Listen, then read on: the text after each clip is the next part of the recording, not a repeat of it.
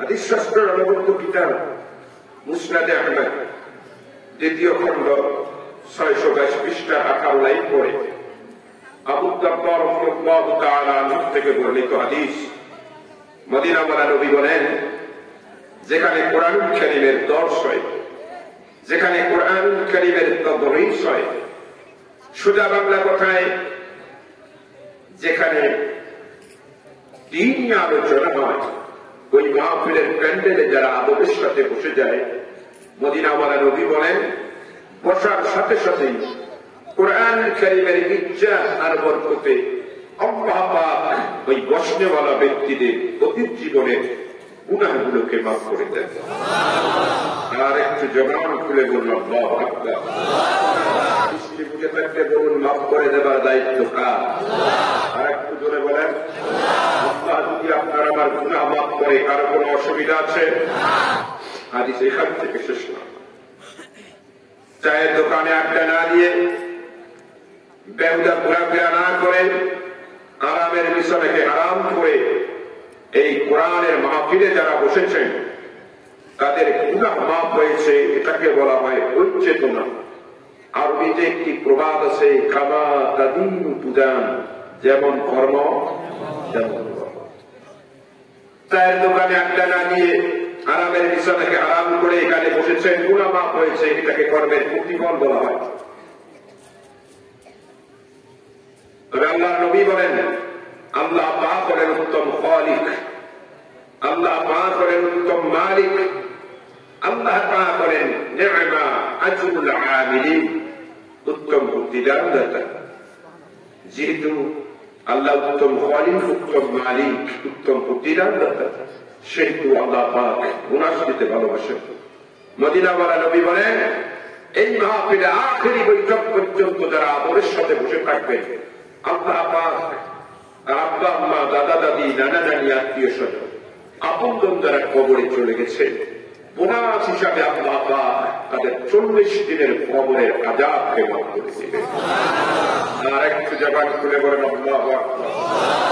উপস্থিত হাজারো তাওহীদি জনতাকে জিজ্ঞেস করতে চাই, যেই মাহফিলে বসলে নিজের গুনাহ মাফ হয়, পূর্ববর্তীদের 40 দিনের কবরের আযাব সাফ হয়, সেই উত্তম মহত্তম মর্যাদা মর্তবার মাহফিলে আপনার আমার মতন গুনাহগার পাপাচারকে আসবার তৌফিক দিয়েছেন কে?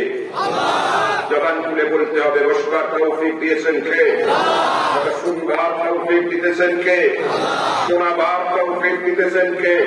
যে আল্লাহ পাক এত বড় মহান নিয়ামতের বাড়ি যায় আপনাকে আমাকে সিদ্ধ করলেন। আসুন সেই মহান মনিবের দরবারে খুশির বহিঃপ্রকাশ্য নিবৃত করলে এই জান্নাতি সামিয়ানা ভেদ করে শুকরিয়ার কালিমা আল্লাহ পাকের আরশে আযীমের কোণায় পৌঁছে দেই। জবান খুলে অন্তর খুলে একসাথে সমস্যরে সবাই মিলে পড়ছি আলহামদুলিল্লাহ। আরেকটু জবান খুলে বলেন আলহামদুলিল্লাহ। রব্বানা লাকাল হামদ হামদান কাসীরান طيبا مباركا فيه। সম্মানিত হাজিরিন, মাহফিল 2 দিন ব্যাপী, 4 তারিখ আর 5 তারিখ। আজকে কয় তারিখ? রাত 12টা 1 মিনিটে কয় তারিখ হবে? 5 তারিখ। আমার দিনক্ষণ 4 তারিখ না 5 তারিখ? তাহলে রাত 12টার 1 মিনিট পরে যদি যাই তাহলে 5 তারিখ হবে।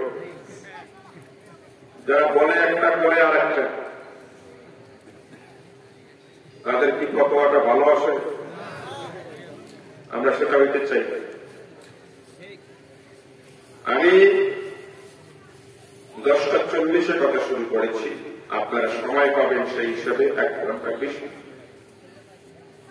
আমি কোন ভূমিকা ছাড়াই তাফসীরের দিকে যেতে চাই, পরিবেশ চাই, আমার সামন দিয়ে কোন লোক যাবে না। এই জন্য আমি একটু তাকবীর দিব, সবাই দাঁড়াবেন, বিশেষ করে যারা যুবক। এই যে ফাঁকা জায়গাটা আছে এটাও পূরণ করে দিতে হবে, আমার সামন দিয়ে কোন লোক যাওয়া যাবে না। একটু ভাই কোরআনের সম্মানে দাঁড়াতে রাজি আছেন তো? ইনশাআল্লাহ। তাহলে একটু দাঁড়ান তো দেখি দিন থাকবে। সামনে আসুন, সামনে আসুন, এই দোয়া নিয়ে একেবারে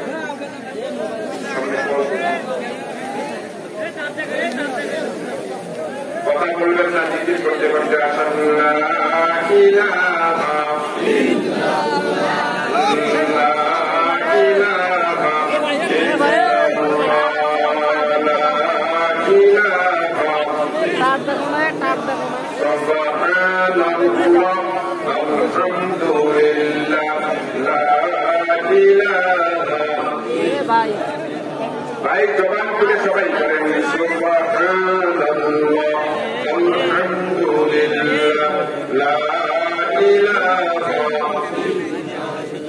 وقد سبحان الله الحمد لله لا إله আচ্ছা এতগুলো মানুষ মাশাআল্লাহ এর চেয়ে মোটামুটি বেশি হয়েছে মা বোনেরা মনোযোগ দিয়ে শুনুন আপনারা শুনুন এই এতগুলো মানুষ জিকির যে করতেছেন জিকির একটু কষ্ট হয় সবাই কিন্তু কথা বলেন না জিকিরের কষ্ট হয় জিকিরের পাওয়ার কত জানেন হাদিসে আসছে যে ব্যক্তি বেশি বেশি জিকির করবে যে ব্যক্তি বেশি বেশি জিকির করবে তোমাদের একটা উপকারের করবেন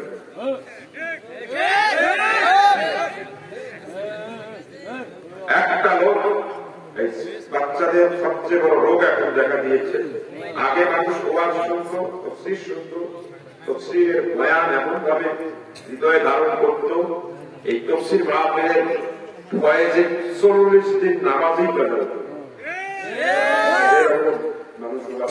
আর এখন কাজ হয় না কারণ এখন আর মানুষ হৃদয়ে ধারণ করে নাই প্রত্যেকে নিয়ে আসছে